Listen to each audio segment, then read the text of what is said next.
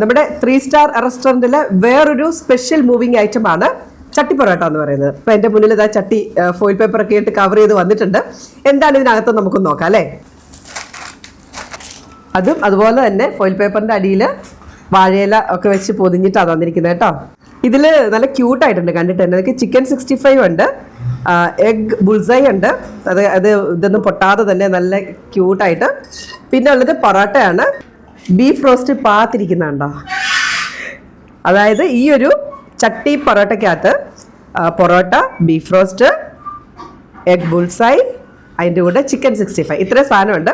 നല്ല മണമാണ് കേട്ടോ. ഈ വറുത്ത കരിയാപ്പിലയുടെ ഒക്കെ ഒരു മണമില്ലേ, ഭയങ്കര നമുക്ക് കേൾക്കുമ്പോൾ ആ മണം അടിക്കുമ്പോൾ തന്നെ വായിൽ വെള്ളം വരുന്നുണ്ട്. ബീഫ് റോസ്റ്റ് നല്ല നാടൻ ടേസ്റ്റ് ഉണ്ട് കേട്ടോ ബീഫ് റോസ്റ്റിൻ്റെ. ഇതോടെ നോക്കട്ടെ ഇതെങ്ങനെ ഉണ്ടെന്ന്.